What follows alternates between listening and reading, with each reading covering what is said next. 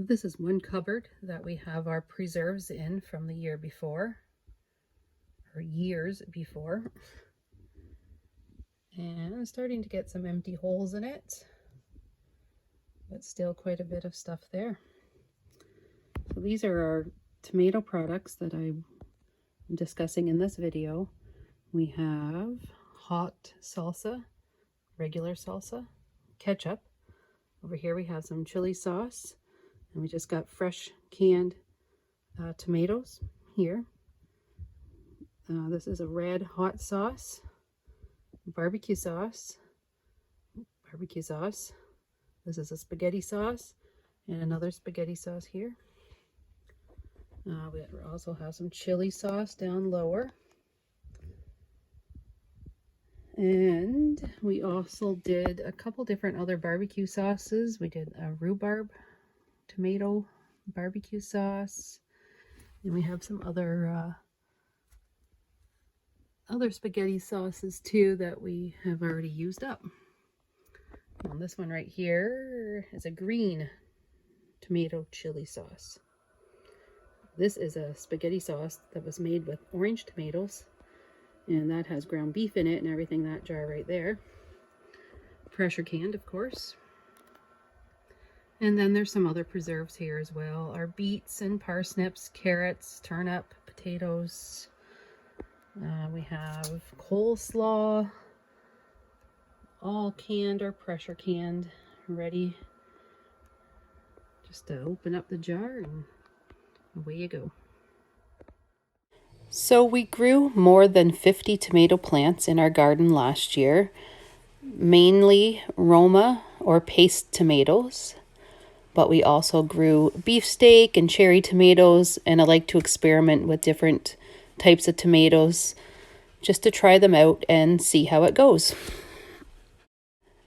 Now I kept all the skins and all the scrap pieces of tomato from all of the things I made during the year, and at the end of the season Joe actually made pizza sauce from it. Now this is something we saw them do at Wilderstead, and they made tomato paste with all their leftovers, and they suggested to us to try to make pizza sauce, and we did, and it was delicious. And it was just from all the waste that you would normally just throw out and not use. I'll put a link to their YouTube video talking about using the waste from your spaghetti sauces and your tomatoes in the description below.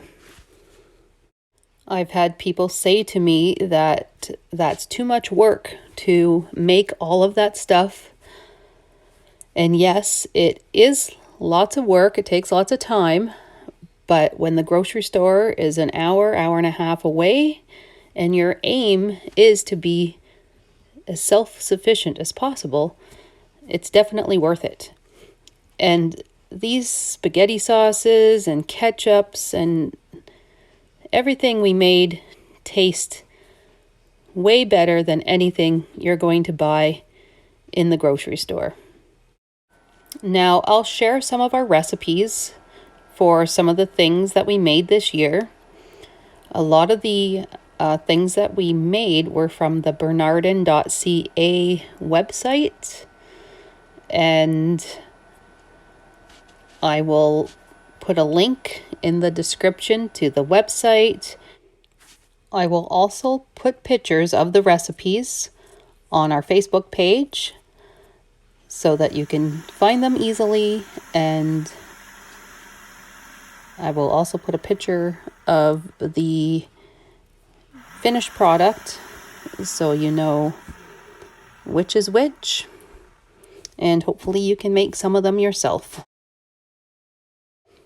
Another thing we did for the first time was vine fresh tomatoes straight from the garden, along with garlic and other herbs and spices, and we roasted it in the oven. This is the picture of it right here.